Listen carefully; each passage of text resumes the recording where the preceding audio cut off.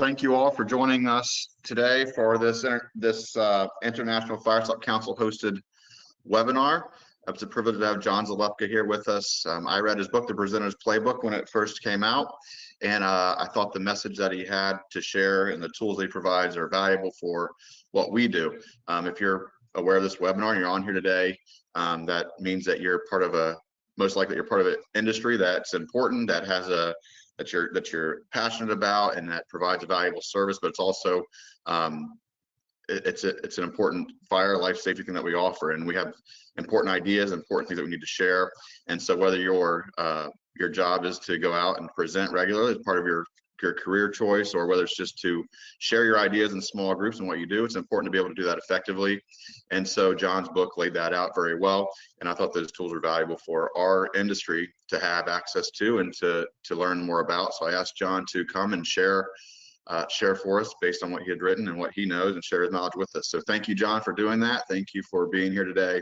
I'll turn the mic over to you and let you introduce yourself and share with us what you have for us. Thank you. All right, appreciate it, Aaron. Thank you so much. And we're here to talk about presenting, and ironically, it's the exact opposite of public speaking that I'm doing here, talking to a computer. But I'm going to do the best I can to look into the camera, because I want to make a real effort to connect with the people that are on the other side of this machine, because there are human beings, and I want to recognize that there are quite a few of you on here, and I do appreciate it. It's both humbling and exciting that so many of you would show up and show your willingness to learn about something that I'm passionate about, not only life safety and Firestop, but I also love public speaking and training and presenting. And here's something interesting, right? I didn't set out to be a presenter, and you probably didn't either. We became experts in fire stopping or construction or inspections or design or whatever it was, and then someone handed us a microphone or a PowerPoint and said, go explain it to that guy over there and make sure he gets it right. But the truth is, presenting isn't really about how much you know, it's about how well you connect. So that's what we're going to try to give you some best practices for that. And why am I the best person to do that? You might be wondering, who is this guy anyway? Well, here's the short version. I am involved with the IFC as the Communication Education Chair. So I'm actually helping to educate code officials, inspectors, architects for best practices in fire stopping, to make sure that the message is consistent across the industry. I'm also a corporate trainer for STI Firestop. So as a building product manufacturer, I get to work with subject matter experts to prepare, practice, and present with confidence, whether it's engineers or sales professionals, people who know their material inside and out, but maybe just need a little bit of a boost sometimes to turn that expertise into clear and engaging messaging. I'm also a distinguished Toastmaster. That's the highest recognition that Toastmasters International gives. And it means that I've spent years not only developing my own public speaking skills, but also helping other people to, mentor and to improve their own. I've even launched a few different corporate clubs with Toastmasters at STI, and also with the National Speakers Association, because you see there, I'm a professional speaker. They pay me to talk. It's crazy, I know. But I get to hobnob with the best in the industry at the NSA. So I'm always learning, and it's, not just about getting up and delivering a talk. It's really about being a student of the craft and always improving yourself. And I'm always a student. So, and I'm an author, as Aaron said. I wrote The Presenter's Playbook. I was hoping to give the people that I work with a practical step-by-step guide to take that subject matter expertise and translate it into presentations that actually land and actually connect. But here's where it really matters. My passion, again, is helping other people shine. It's the greatest satisfaction that I can get when somebody comes up to me and tells me, hey, something that you taught me really helped me hit my goal, or nail a presentation, or earn a promotion, or maybe just finally feel comfortable up on a stage in front of a room.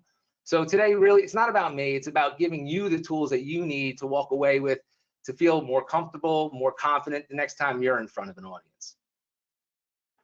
So we did have some learning objectives here, so I'm just going to kind of talk about what we're going to focus on today. We're looking to give you some practical strategies for building some engaging presentations, that, ways to simplify complex concepts that, we come across out there, so that any audience can follow along. This way you can demonstrate confidence when you're out there, even if things don't go as planned. We're going to talk about what can go wrong, so there's plenty that can go wrong. And then we want to, give you some tips to integrate preparation and delivery techniques, so that you can make sure that your next message lands clear and it sticks. So here's a caveat. I want to temper some expectations. There's only one way to get better at public speaking or presenting, and that's to prepare and practice.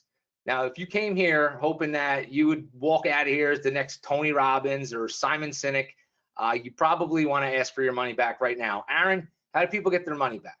Oh, wait, that's right. It was free. So hopefully you don't get what you paid for here. But seriously, my goal is to give you tools that you can actually use the next time you step in front of an audience. But it's up to you to put in that preparation and that practice. So we're going to show you how to do that. But first, let's do a little something here. Let's have a little fun. We have the chat function open. So we're going to do a little bit of engagement activities here. And since this is a webinar, we're going to start simple. We're going to ask you to go ahead and drop in the chat. So right now, if you can, hopefully you're not driving. Don't do it while you're driving, but put in where you're joining us from, your city, your state, your country. And we'll kind of see if anybody's going to engage. So far, no good. Aaron, what are you thinking? Are you seeing anything in the chat?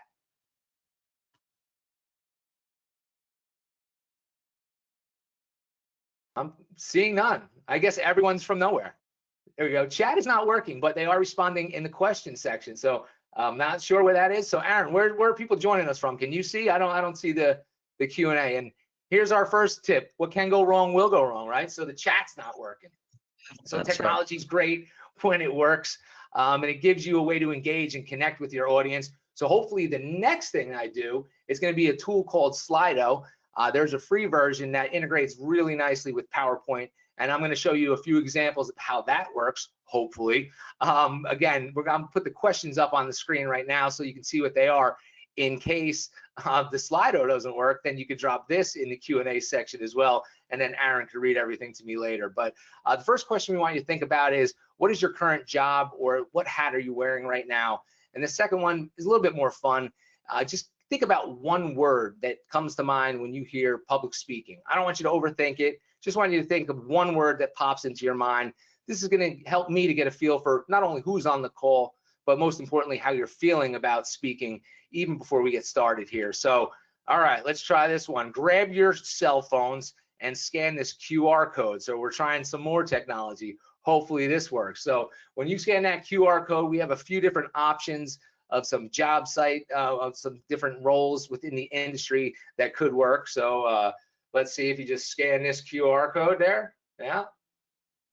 And then that should pop up. So far, 100% of the people that are on the call are engineers, architects. Nope, we're up to manufacturers, code officials.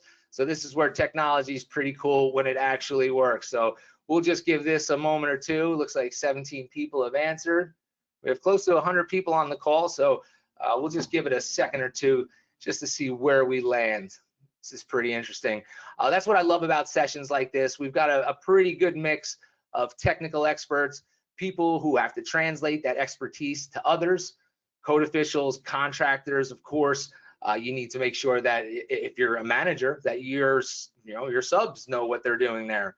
Third-party inspectors, manufacturers, but a lot of code officials. So this is great. So you'll see some of the tools that we cover will apply no matter which hat you're wearing. And if you happen to be watching this on a recorded playback, just know that this is a tool that you can use to incorporate within some of your presentations to get people going. So let's just take a quick look. We'll scroll down. Distributor sales, architects, engineers. So a pretty good cross section with heavy on the code officials. Awesome. Thanks so much for participating in that. Next question. What is that one word that you think about when you hear public speaking? So just take a moment and drop that into the Slido right now. It should pop up as the next question there. And you can actually, terror, that's nervous, presenter, confidence. Okay, some people are confident, some people fear. Fear is getting bigger, nervous is getting bigger. The bigger the word, the more people are answering that one. So this is pretty much what we would expect. Nervous is big already. Fear, that's a common one. Believe it or not, the fear of public speaking actually ranks higher in a lot of surveys than death. Jerry Seinfeld did an awesome bit about how most people would rather be lying dead in the coffin than the one giving the funeral at a eulogy. And it's funny because it's true. But yeah, we see confidence. All right, confidence is getting bigger now. So this is awesome. I mean, and that's the beauty of it. We want to see excitedness. We want to see confidence, and we want to turn those feelings of anxiety and fear into more of excitement and opportunity, because anytime you get up on stage, you have an opportunity to present and inspire and get people to take that next step, whatever it is. So awesome. Thanks for participating in this one, but nervous is the big one. All right, cool. All right, so now Slido can be a pretty fun way to kick things off, but let's broaden this out just a little bit. Engagement really isn't about what tools you use. Clearly, I wasn't able to use the first one there, but it's about creating some type of an interaction, whether you're in a room full of people or you're online like this. If you're in person, some examples of non-tech that you can do is just a show of hands, a simple show of hands. Hey, how many people are code officials or inspectors? Where are my contractors at? This will give you an idea of what type of mix of your audience and how you can best structure your presentation. Sometimes you have conflicting audience members where you need to kind of bridge that gap. I use movement a lot in person. So when I do 2-day training classes, I invite people to get up and to get into groups. I have them count off so that they're in groups with people that maybe they didn't come in with. They huddle up, they do icebreakers, they introduce each other. We do team building. You can discuss a quick question. Again, sometimes just using movement can break things up and just make it a little bit more engaging. And then a call and response, something as simple as, hey, who's ever struggled with a failed inspection, or whoever, whatever it is, just raise your hand if you've ever seen this thing on a job site. Just something simple, again, just to check in. Sometimes it's just to wake people up. If you see somebody sleeping in the back, asking some questions, it can just be a great way to not have to rely on tech. Now, when you're on a hybrid or some type of an online virtual format webinar like we're doing today, platforms like Slido, like I just showed you, and another tool that we're going to be using at the end of today's webinar is called Kahoot. These are great ways to keep the energy high. You can gamify the questions, and again, it gets people involved, gets them doing something, picking up their phone, and even a simple chat box can be powerful. Not going to ask you to do that again. But if you're using something like Zoom, you can ask people to drop an emoji in there to show you how you're feeling, things like that. The tools don't have to be fancy, right? They just need to be engaging. And if you have access to them, leverage them. The real win here is when your audience feels like they're part of the presentation, not just watching a bunch of slides here, which I have, by the way. But the best part of the webinar, again, is this wide range of people. So we know we have third-party inspectors on here. We have the AHJs from the Slido poll that we've already seen, contractors, manufacturers. It's just a great cross-section of people within our industry. And again, if you're watching this back on the recorded version, I just encourage you to think about where you fall and where you fit into this list here. So the mix of professionals that we see on screen here is what is so exciting about our industry, right? I mean, you never know who you're gonna log on to deliver a session for, whether it's code officials or architects or some kind of mixed bag like we have today. And again, you're not just sharing information, you're trying to tailor it to the audience. So if you do have different levels of expertise, you have different goals for being there. You wanna make sure that people walk away with what they came there for. And that leads us to the first core principle of this session, and that's essentially knowing your audience. In a virtual session, we can use tools like polls or chats or the Slido like we just did there. It not only breaks the ice, but it also helps us, or helps the presenter, to understand who's on the other side of that screen. So we can shape some of the examples, which I'll do, and some of the explanations as we go along here, so that it's going to land with this group, not just any group. So here's a simple framework that I've developed that you can use just about every time, no matter what type of training you're doing or presentation. It's a great framework. We call it AMP. Audience, we always start there. Who are they exactly, and what do they care about? The M is going to be your message. What do you want them to walk away with? What is that one message? And finally, how do you deliver it so it sticks? So I'm going to break each one of these down right now. So A, again, audience. Understanding your audience is huge. It's not simply knowing their job titles. It's having an understanding of what their challenges are in their careers or professions. What are their interests? How do they best consume information? Every talk that you deliver has to begin with a clear understanding of who's in the room and why are they there, and why should they care what you have to say. Different audiences are going to require different approaches. If you're talking about contractors, they typically value more of a hands-on approach, practicality, efficiency, get in and out of there, give me some actionable insights. Your architects and engineers, they're highly analytical, they're detail-oriented, they care about liability, compliance, so they want technical accuracy. Our sales, we have a lot of salespeople on here. That was surprising. So they need a quick grasp of what the product benefits are, maybe some key differentiators of competitive products and some compelling selling points. So each message is going to be tailored to the different audience. So there's where your message comes in. So once you've identified who that audience is, the next critical stage is crafting a message that's going to hit their unique interests, their concerns, their objectives, whatever that is. And the good news is you don't have to reinvent the training materials or the wheel. Most organizations have a lot of pre-built PowerPoint slides or some type of standardized materials that presenters may not be able to alter significantly anyway. The key here is that over the years, I realized that you can deliver the exact same slide to different audiences and speak to it a different way for each. In other words, your slides might remain fixed, but your message never should. And then once you've nailed your audience and crafted your message that's going to speak directly to their needs, you need to put it into that presentation format. What are you going to do? How are you going to present it to them? Is it going to be a job site trailer? Is it going to be live in a boardroom? Is it going to be on a tiny little go-to meeting webinar window or Zoom window? So the way that you deliver this is going to make or break its impact. When you have live webinars, recorded, hybrid, whatever it is, they all have their strengths, they all have their challenges, and they all have their sweet spots. But knowing the technology, knowing how you're going to present it, really brings that AMP framework into full picture. So there it is, and that's the beauty of AMP. It's flexible. It works in both settings, whether live or online or even in a hybrid format. The fundamentals are the same. Know who you're talking to, know what they need to know, and know how you're going to deliver it. Pretty simple, but let's take a look at a few examples here that I put together. Believe me, there's a pun coming. I love puns. So here's one. The other day when I was typing out the word example, I realized that AMP was right in the middle of the word example, so I went with it. So there it is. Here's a few examples in action. So to bring this framework to light, we have some real world audiences and that are on the call right now. So we'll notice the same structure pretty much applies, but the way that you deliver that message is going to shift depending on who's in front of you. So the first one let's talk about are authorities having jurisdiction. That's the biggest percentage of people on the call anyway. So when we're presenting to code officials and inspectors, their world is all about enforcement. So they need to see that fire stopping is being handled consistently and in line with the code. And that's why we talk often about the need to enforce the fire stopping special inspection requirement. It's not just a technical detail, it's in their lever to enforce the compliance for this mandate. So oftentimes we can present that in an 8-hour CE accredited seminar. We have some demonstrations, we have code references, so we're meeting them where they're at. It also checks the box for them for ICC credits. Many of them need to maintain their certification.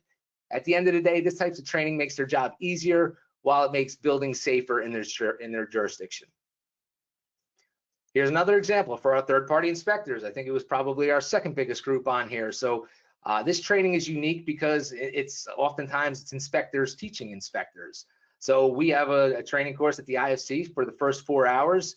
You're going to have an inspector walking through best practices, inspection criteria, what to look for out on the job site, and then it shifts into 4 hours of manufacturer product training, usually with 4 different companies represented.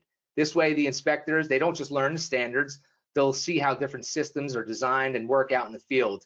Gives them a practical, field-based confidence level of CE, again, credits. A lot of times they need that to renew their certificate with organizations like IFC, and it's training that's going to provide consistency across the entire industry.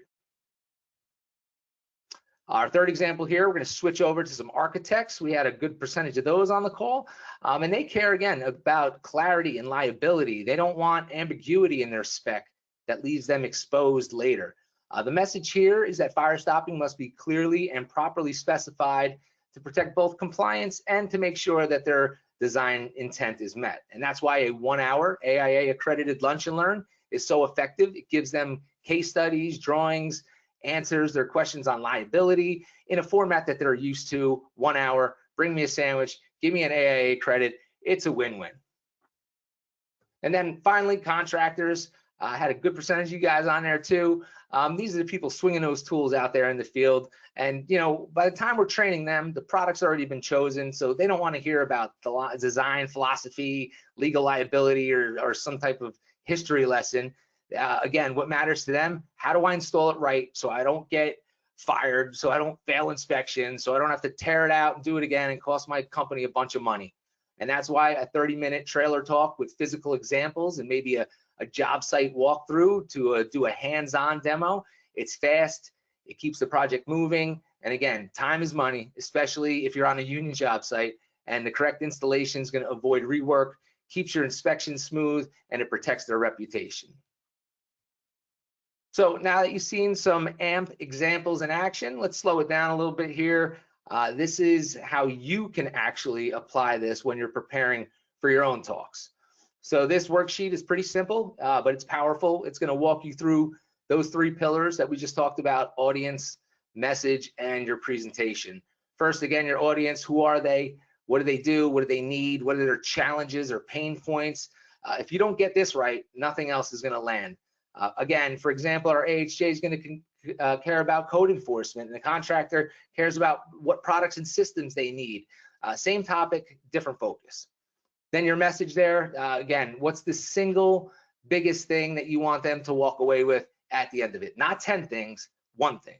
And how do you make that message relevant to their world so that you can define what your call to action is? I think this is a big piece that a lot of people miss. What do we want them to do next?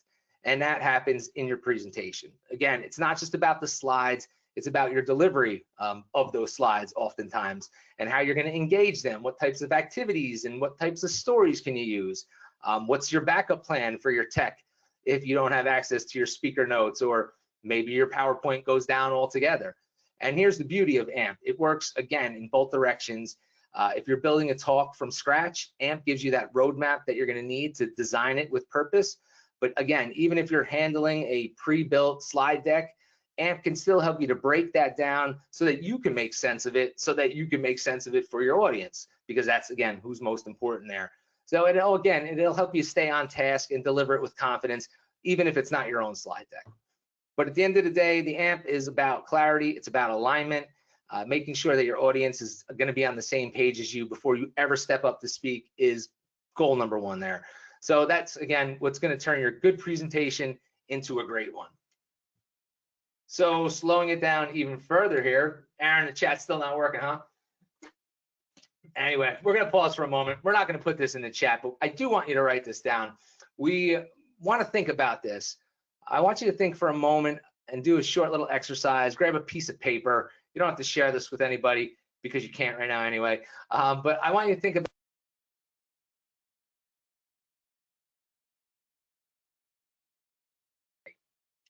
that audience. I want you to write it down. What makes them? What was your audience? Who, if you thought about it, and if you didn't think about it before, think about it now. Or if you're going to be presenting to it, think about what do they really care about. Now, I presented one time as the director of the education foundation in town, and I would present it to 1,000 parents from every age, every background, every socioeconomic category you can imagine. And you might say, how could 1,000 people have something in common? Well, they did. They all had school-age children that cared about their education. So that's what you focus on. That's the message that you want to present to that type of an audience. Now find that common theme in whatever audience you're presenting to, craft that message. So write it down. Now that you know who your audience is, what do they care about? What do you want them to do? What do you want them to walk away with? And then finally, how are you going to present it? Where are you going to be? Picture it. Are you going to be in person? Is it going to be a PowerPoint? Is it just going to be a job site trailer with a submittal pack of Firestop systems that you can show people what they need to do with some product samples and you walk the job site? So just think about that, jot it down, give it some thought. This way, even after this presentation, you kind of come back to it, because again, at the end of the day, your AMP strategy is going to be all about clarity and aligning that message to the right audience. So again, this is what turns a good one into a great one. All right, so once you've mastered or at least attempted to use the AMP framework to understand your audience and some of their goals, what you need to do now is prepare your materials. That means making sure that you have everything lined up that you're going to need for that talk. This starts a lot of times with your slide deck. PowerPoint obviously is a default a lot of times. Any supporting collateral, you want to make sure that you download the most recent version so that you're not working off of something that's outdated. Can't tell you how many times we've seen at IFC or at STI even, people using old slide decks. Just make sure you're downloading the most recent. There are code changes, there are standards that change, there's new building materials. So whatever it is, just make sure you have the most recent version. Then any trainer guides or student workbooks, activity sheets, anything that are part of your program, you want to make sure that you have enough of those things printed out.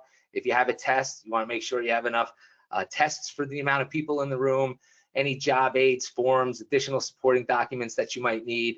And then again, whenever possible, especially in Firestop land, I recommend product samples, installed sample kits. These are going to go a long way in making your presentation tangible, whether you're in a classroom or you're standing out on a job site. So again, remember, this isn't really a course on course creation. We are going to talk a little bit about instructional design, but if you're working for a big company or you're presenting on behalf of an organization, a lot of times that material is already done for you. But your role as a presenter is to take what's provided and bring it to life in a way that gives your audience the most value, right? Preparation is what is going to make the difference between just delivering slides and actually delivering impact. So once your materials are ready, I have another cool worksheet for you. This is where it really begins preparing your presentation. Now this grid might look pretty simple, but it is a powerful tool if you use it, and it's because you start to think like a presenter, not just a subject matter expert. Every strong presentation, I believe, has three main parts: your beginning, your opening, your middle, and your end. I'll throw an engagement activity in there, so let's call it 4 parts because I'm a big proponent of having people do something, right? So let's call it 4 parts: beginning, middle, an engagement activity, and then your close, your call to action. The grid is going to give you a good place to start as far as your timing goes, your delivery method, and the exact content or story that you're going to want to use to hit that main point or that sub point of your one main point. And this is where your magic is going to happen when you're building out your own talk from scratch, or you've been handed a corporate deck that you can't edit. Instead of just flipping through slides, this will give you some control over that. By knowing your opening story, having your 3 mini stories or 3 points in the middle there, know where you'll stop to engage your audience, and then how you're going to close to get to that next step. These, they don't have to just be facts or bullets. They can be told as a story, and they should be. They should be short stories, even if it's 2 or 3 sentences that can help to make your message stick. But on the next couple of slides, we'll show you exactly how to do that.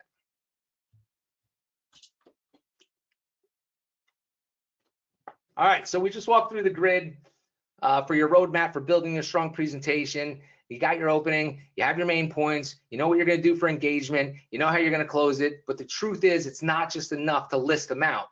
You really want your audience to lean in and remember them, to connect the dots. And that's where stories come in. They've been a part of our life since the beginning of time. I chose this image because you have cavemen sitting around a campfire, and this is what they did before there were PowerPoints and microphones or even written language. They were just scratching pictures on the rocks there.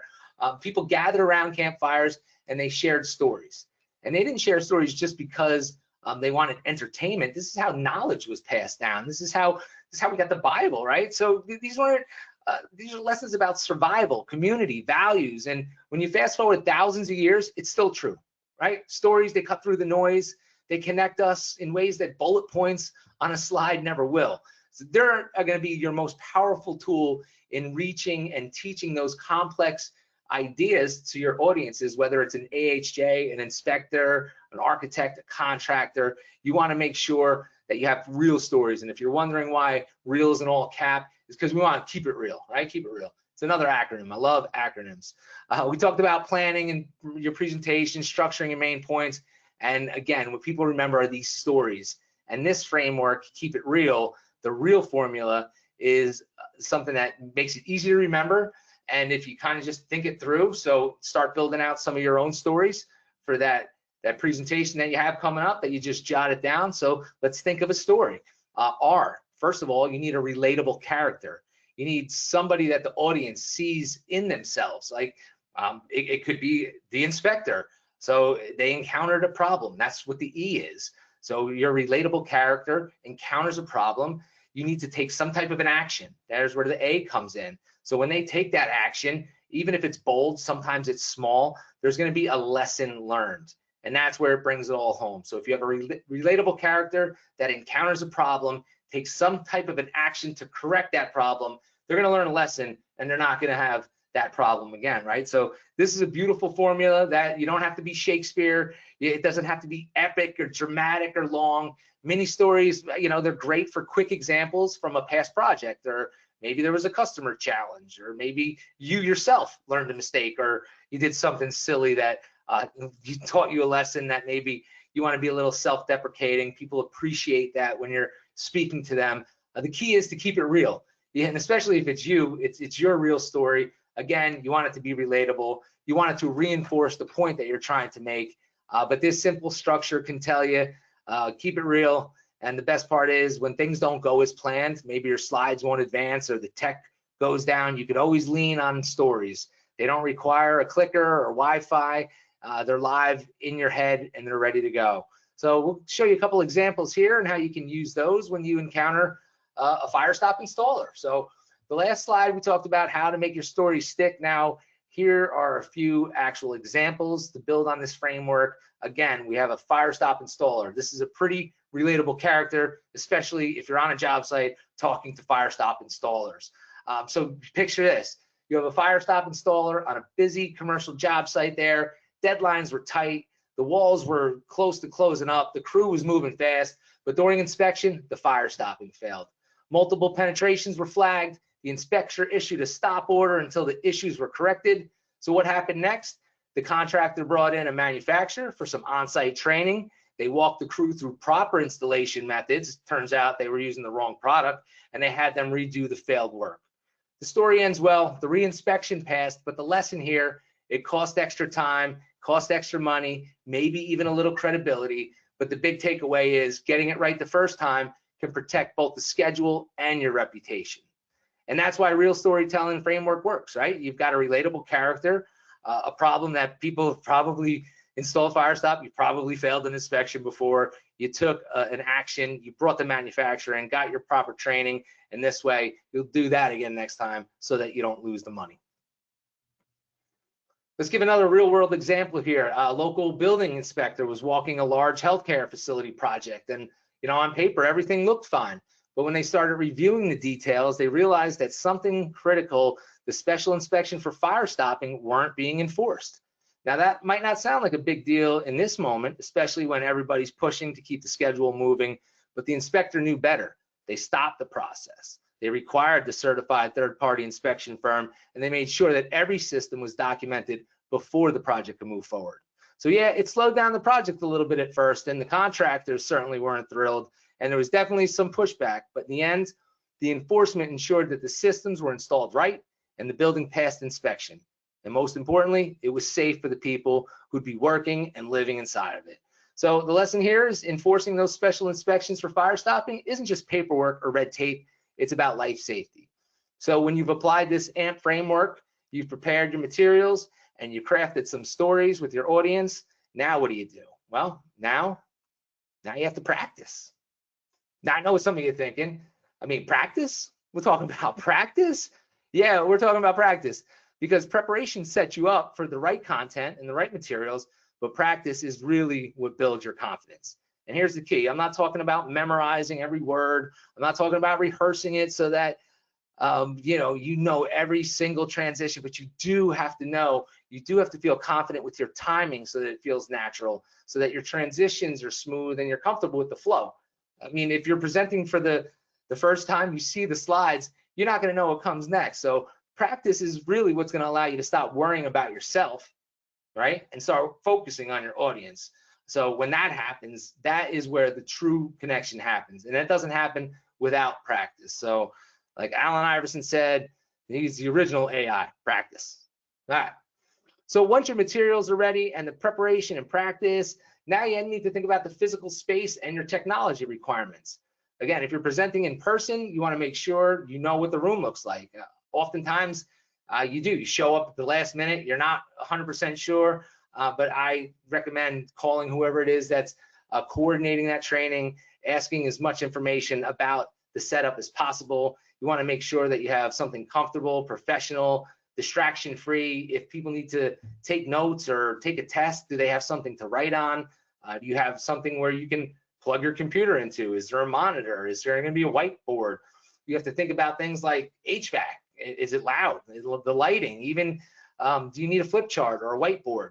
If you're presenting online, it's a little bit easier sometimes if you know what technology platform you're using, if it's Zoom or WebEx or Teams or GoToMeeting. If you're familiar with the tools for polls and chat and screen sharing, things like that, it'll definitely help with your confidence and getting more focused on the audience. And then any hybrid sessions, I mean, these are tough ones. You have two different audiences, so you have to engage not only the people in the room, but also the people online. It's going to take a little bit of an extra prep to make sure that both groups feel engaged.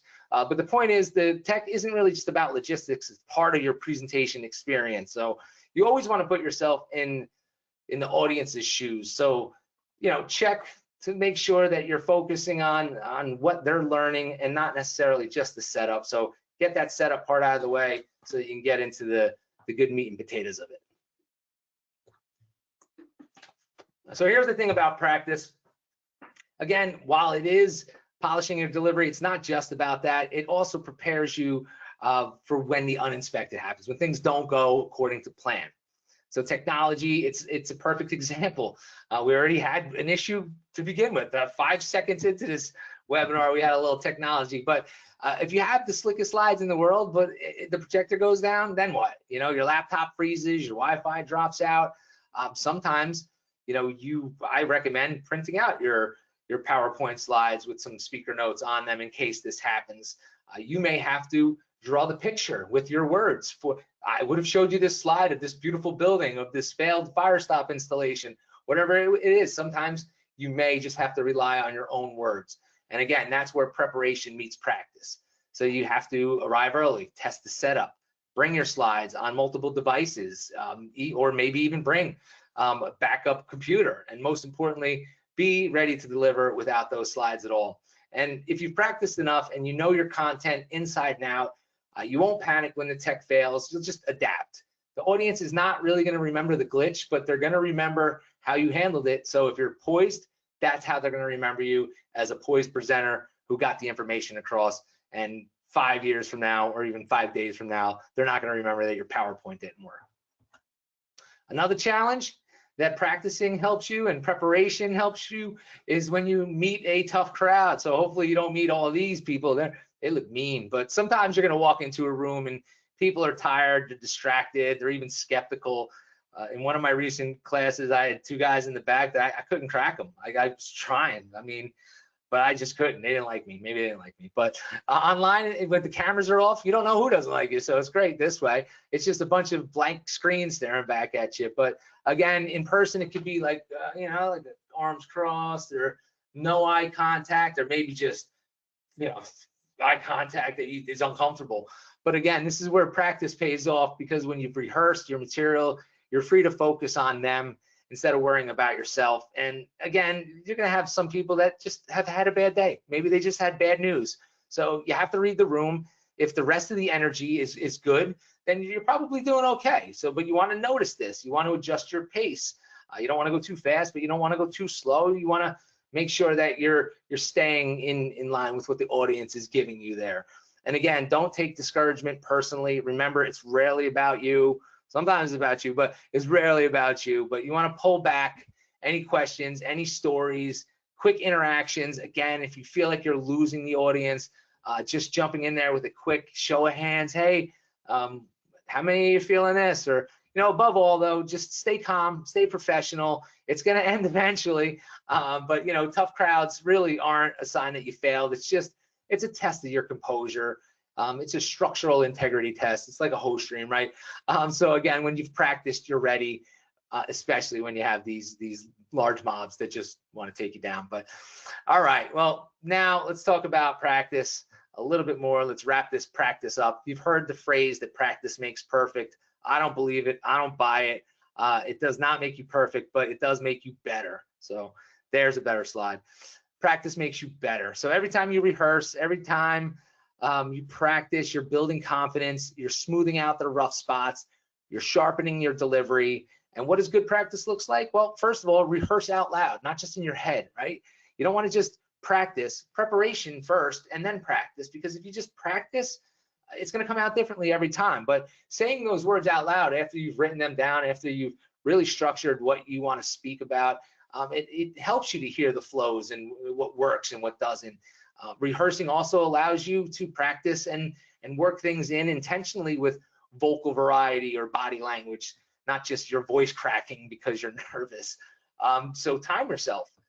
It's important to know your pacing so that you're not sprinting through your last slide to get that point across there.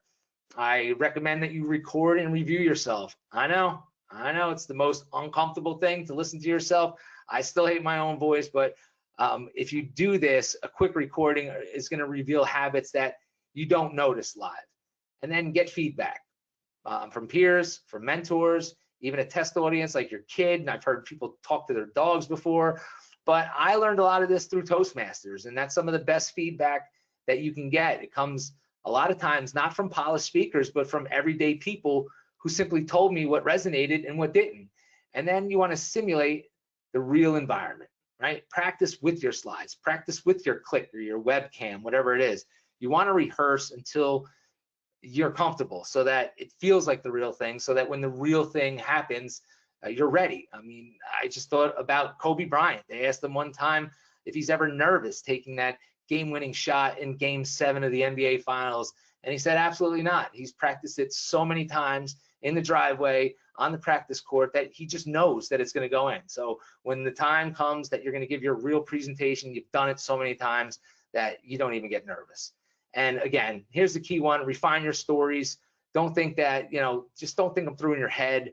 And if you have old stories, get some new stories.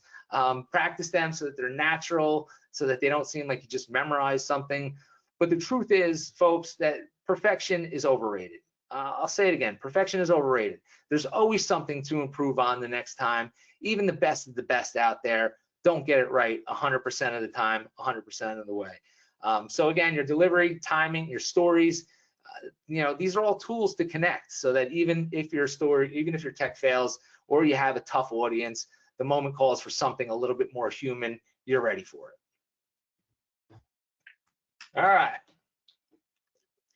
Now, this might not pertain to everyone on the call, because not every presenter gets a chance to build their own course out, but sometimes you have to throw some slides together. So, take this with that. All right, so if you are assigned to deliver what's already been created, every so often you might look at a slide deck and say, this could be better, right? That was me early in my career. I wasn't running around a training department yet. I was just a guy with a Toastmasters background, and I was a territory manager, and I noticed that we had some outdated graphics, we had some clunky slides, and when I spoke up, I wasn't told to sit down, I was actually told to step up. And because the leadership saw that I wasn't just nitpicking slides, I was focused on outcomes. And that's where building presentations and just simple slides, it really starts with the outcome. Before you ever touch a PowerPoint or pick a font, ask yourself, what do I want people to be able to do when this is over? Now, notice I didn't say understand Firestop or know the codes, or knowing is passive. That's great, but great training drives action. So you want your objectives to be clear. You want them to be actionable. Every strong learning objective has pretty much 3 points. You have an action, you have a condition, and you have a standard. So I'll give you a couple of examples here. Maybe you want somebody to identify the correct fire stopping system for a gypsum wall using a manufacturer's system search tool. Perhaps you want someone to be able to install an intumescent collar around a plastic pipe that's penetrating a concrete wall, following system details with no critical deviations. Or maybe you want to be able to explain to an AHJ how to verify compliance using a system sheet and a checklist. So if you can picture somebody doing whatever it is at the end of your session, then you nailed it. And that's where your objectives start to come into play. So again, you don't need a degree in instructional design to use some of its best tools. A quick Google search can get you a lot of great information. For me, Bloom's taxonomy made a big deal. Just understanding adult learning principles and the learning cycle about how to do, reflect, think, and apply really helped me to structure how I put presentations together or how I prepare for pre-built ones. And we'll take a closer look at each here. So Bloom's is awesome. It's a really helpful framework when you're building out those learning objectives. It moves really from more of a basic recall to a higher order thinking here. So it starts with remembering. So down the bottom here, sometimes the simplest presentation, you just want people to recall the facts, right? So you want them to be able to list or define or identify whatever it was that you taught them. The next level of Bloom's is understanding, where they can explain those ideas in their own words, so they can describe something or summarize something. Then they can apply it. This is that next level where that knowledge in real world scenarios, they're able to demonstrate or implement or solve an actual problem. And then analyze. It challenges them to break up the concepts apart and examine relationships where you're comparing and contrasting maybe different products as far as installations go. And then you see evaluate and create there. When you're evaluating, you're able to really use judgment. These are the higher levels. Obviously, you see how they go up there. And creating is that highest level where they can actually generate something new. So they can develop or construct or even invent their own product. And, you know, again, whether you're planning a short session or some type of a multi-part program or 2-day training course, using these types of key words for your learning objectives really can help keep you on task there, because it's all about the adult learning principles. So when you know that adults learn best when the training is relevant and practical, you can tailor some of those points to what you want them to be able to do. So here again, being goal-oriented, bringing different knowledge to every session so that your trainers can connect the new material that they're learning. This autonomy is really a prefer of how they learn. I mean, this is, when you're talking about adults, you know, you want to respect their time, and training that does that, it taps into their experience and it gives them clear takeaways that they can use immediately. So again, you want them to be able to do something. And then this is where that learning cycle comes in. So it starts with a concrete experience, doing something or seeing it done. So demonstrating is always great. Hands-on is even better. Then if you have a reflective observation, this is where your learners can step back and see what you're doing and conceptualize it. That's that abstract conceptualization, these new ideas and these new frameworks that I'm even introducing today to you. And then an experimentation. This involves them, again, trying, applying, maybe failing, maybe getting back up on the horse and doing it again. But again, great training. It's going to tap into mostly hands-on, especially in this industry. Space for reflection. A lot of times, just if you're especially on the architectural side, you're not going to get your hands dirty, but you do want to be able to use the tools that are available to be able to come up with solid specifications. But the point is, you're training with these principles. It doesn't just inform, it's going to stick. So as we start to wrap things up, we're just going to spend a minute on slide design. This is where many presentations win or lose their audience. The best slides are simple. So we keep it simple, silly. I would never call you stupid. They rely on, pictures and less text, more pictures, right? A lot of times you use the 6x6 rule, right? 6 words per line, 6 lines per slide. It's a decent guide. And yeah, you probably noticed that I broke it a few times today, even on this slide where I'm talking about it, but I did it on purpose.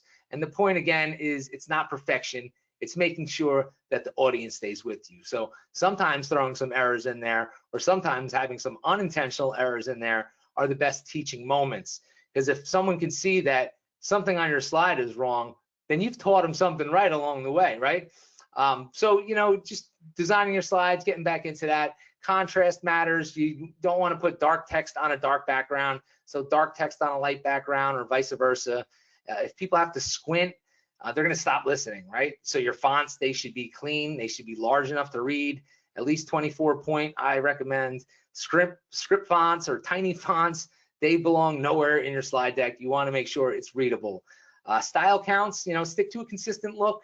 Not everyone's going to love your design, but if you have clear colors, clear fonts, a clear layout, it's going to feel polished instead of patched together from a bunch of old PowerPoints. Not that anyone out there has anything like that, I'm sure. But most importantly, You want to remember this, your slides, they should support your story or support your presentation. They shouldn't be your story. So if people are reading from your slides instead of listening to what you have to say, you've already lost the room. So again, keep it simple, visual, clear, consistent. This is how you make sure that your slides are going to work for you, not against you.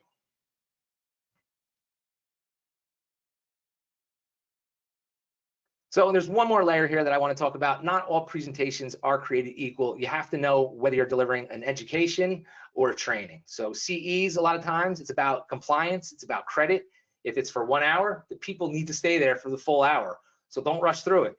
There's rules. They need to have clear learning objectives, assessments sometimes, documentation for accreditation. So usually there's going to be a locked slide deck. There's not going to be any selling. It's formal, it's structured, it's built for audiences like architects, engineers, or inspectors.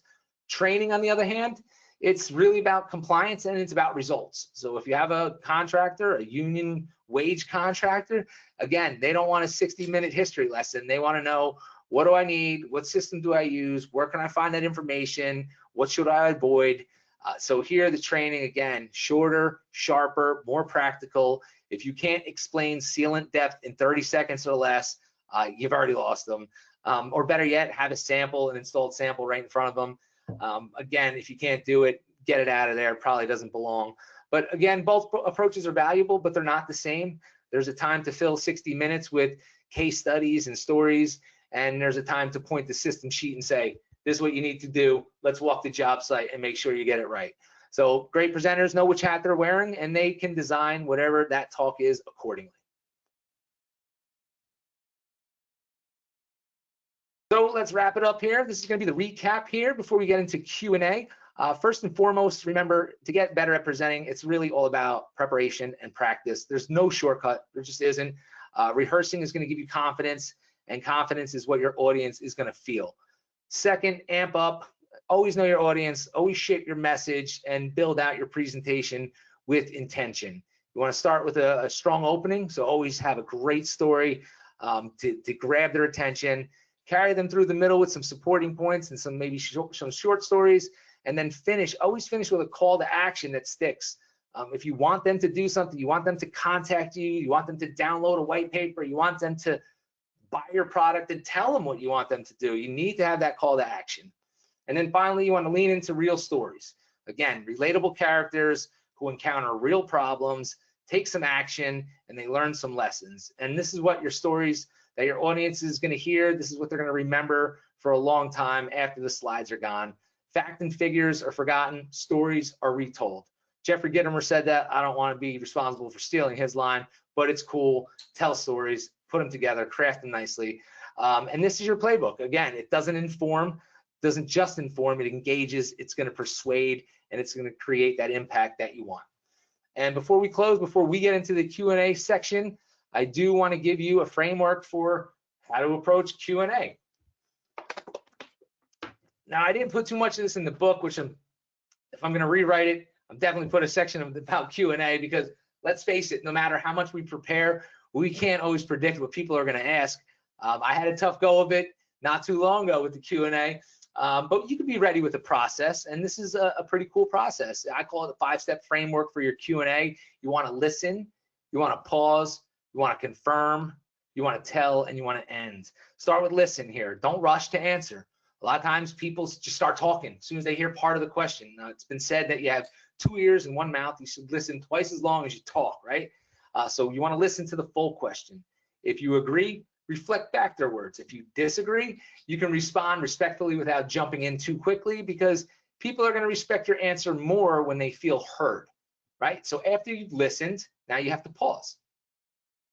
Take a breath, gather your thoughts.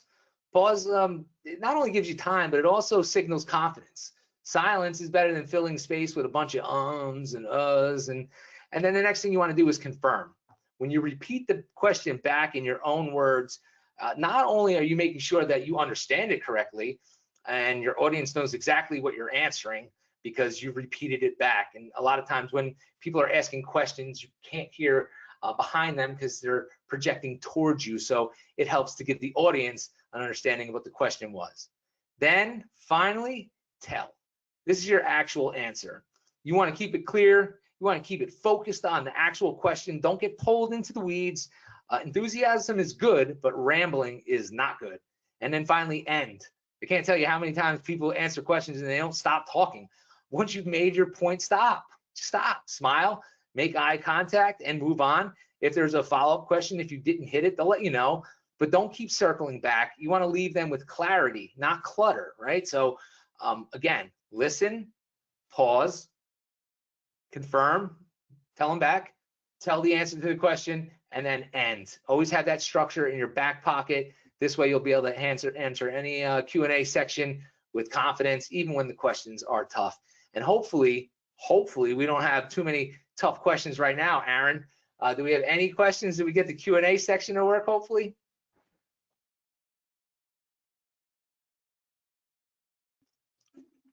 Yep, John, thank you for that. We have a few questions coming in.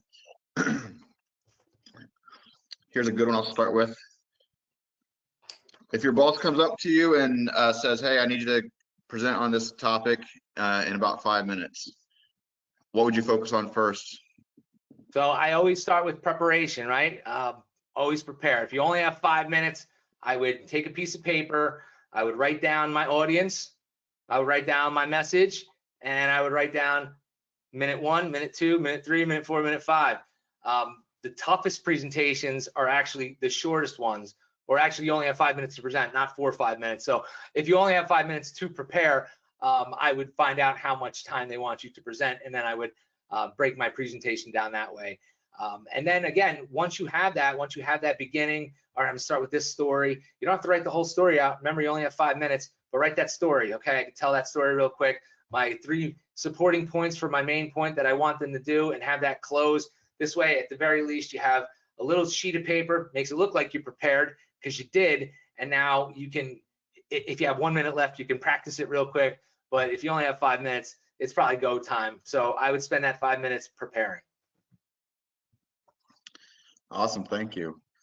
Here's another question. What would be your experience or advice for engaging a variety of a multi-generational audience, engaging audience from Gen Z all the way through Alpha? So again, I mean, I'm a big jokester, you know, I make jokes, you know, I try to bridge the audience with those jokes, but there's some type of common theme usually in that audience, and I try to find out what that is. Clearly it's not age at that point in time, but you know, history has a way of repeating itself, right? So I would use those older, wiser folks, and I would lean on them a little bit more, and maybe have them, or vice versa. If it is more of a technology play or technology presentation, you know, have some of those younger folks talk about how they're using these tools, because I mean, let's face it, the tools exist right now, not because of the young people, it's the older people that made that stuff up. So let's not forget that. So if you can bridge that gap with the multi-generational, you're going to do yourself well. But there's always some common theme in that audience. You just have to find it. All right, thank you. The next question is, what are your recommendations for engaging a hybrid audience, meaning some in person but also virtual at the same time? I'll let you know on December 4th. No, I'm actually doing a pretty big hybrid presentation on December 3rd. It's a interior finish summit where we're going to have an online virtual audience, and we're also going to have people at corporate headquarters listening to 4 hours worth of training. So I'm actually working with the different presenters to help them to understand how to engage both of those audiences and speak to them, and still use the thing like chat, and just to engage with the tools like Slido and Kahoot that we're going to end with in just a little bit here. But this is a way that you can engage both audiences at the same time. All right. Here's a good one that just came in. If a person has a weak or a soft voice naturally, what are some tips for overcoming that? I mean, there's where practice comes. I mean, you have to project. I don't know, you know, I mean, it could be a thing where you don't have the biggest voice. Maybe you need a megaphone, right? Or maybe you need just a little prop that, you know, you can make that noise, a little blowhorn to get people's attention. And I think if people listen, people are people.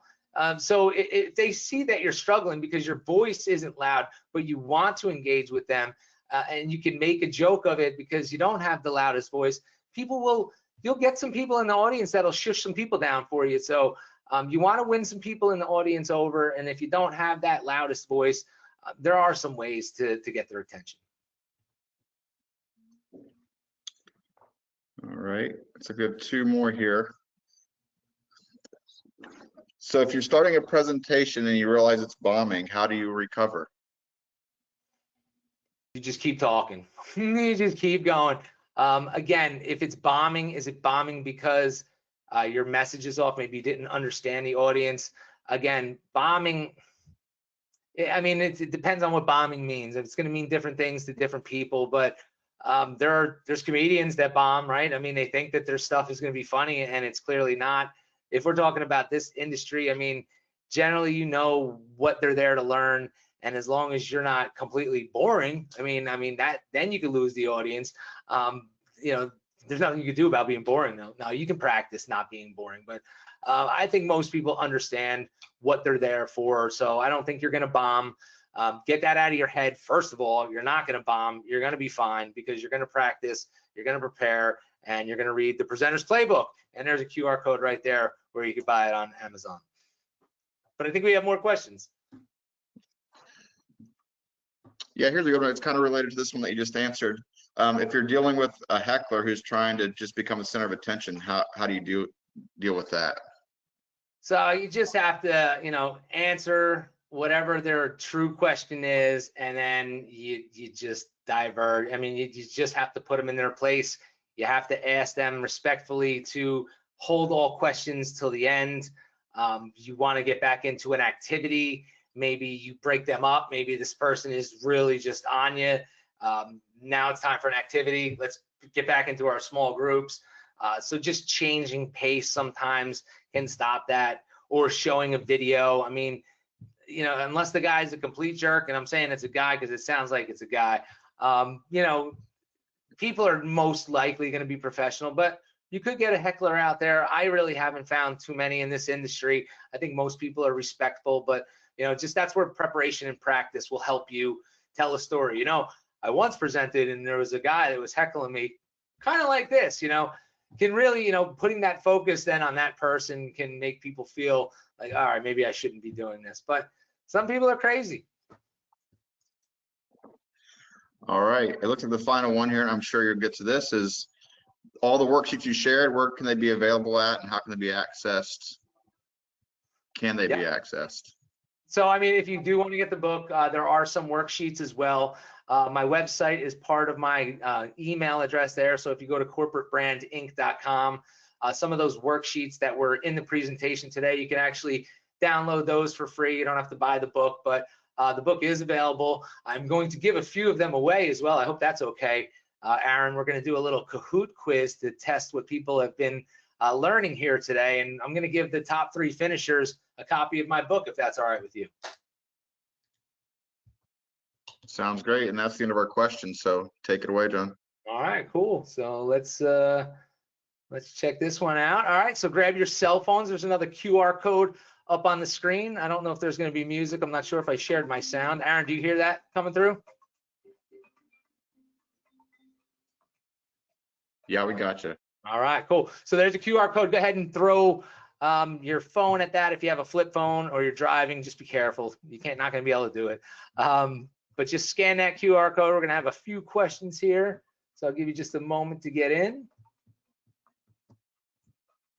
Looks like we still almost have 100 people on, Aaron. I didn't lose too many. It looks like I lost 2. Not bad. I told you, there's always 2 that don't like me. Can't take it personal. All right, 27. Let's see if we can get this to 30 people playing. 29, 30, 31. All right, so I'm going to start the game. If you're jumping in and you don't get in quick enough, you're going to see Kahoot.it. You'll see this PIN number down in the corner, 245217. This way you can actually join on another computer screen if you'd like, and just type in Kahoot.it, that game PIN, and you can play on another monitor if you don't have a cell phone handy there. So we're gonna get started. Looks like we have about 35 people playing, so let's roll. 5 questions. got to be on the podium. We'll send you a book. All right, Presenter's Playbook. Here we go. 3, 2, and 1. All right, question number 1. What's the most effective way to get better at presenting? All right, are we talking about preparing your slides in advance? Do you think watching experienced speakers, preparation and practice, or does memorizing the script make you the most effective presenter? Get those answers in. 2 seconds, 1 second. All right, 30 people got that one correct. A couple people want to prepare their slides. Watching experienced speakers, not a bad thing. But if you were listening to the presentation today, preparation and practice is the correct answer. Looks like Joanna got it the quickest. AJ, second quickest.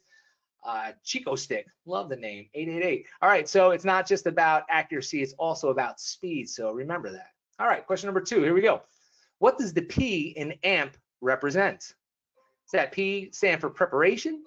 Does that P in AMP stand for practice? Does the P in AMP stand for planning? Or does that P stand for presentation?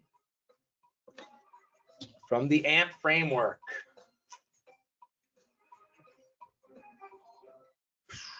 All right, the AMP framework, P is presentation. That is correct. 13 people got that one right.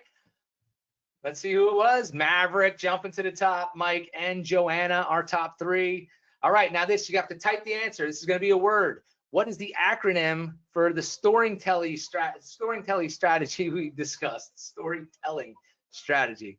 What is the acronym? It's 4 letters. It's 4 letters in case you need a hint. I need some more. Get those answers in. 3 seconds. Help, I don't know. All right, let's see. The answer was real. Relatable character encountered a problem, took some action, and learned a lesson. 7 people got that one right. Let's see, Mike, Joanna, and Herb. There he is, makes it to the podium. All right, 2 questions left. Question number 4. What was the key lesson from the installer failed inspection story?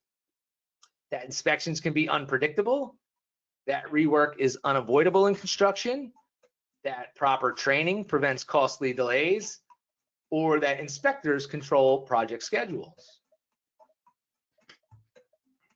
What did the installer do? Who did the installer bring in? The installer brought that manufacturer in, and 18 people remembered that correctly. They got proper training that prevented costly delays. Let's see who got it right. Mike, Dan, and Joanna, top 3. Last question coming up. Question number 5. What is the purpose of confirming a question out loud? Why do you confirm it? To stall for more time? To make sure you heard it correctly? To impress the audience with your memory? Or to avoid giving a real answer? Not that one.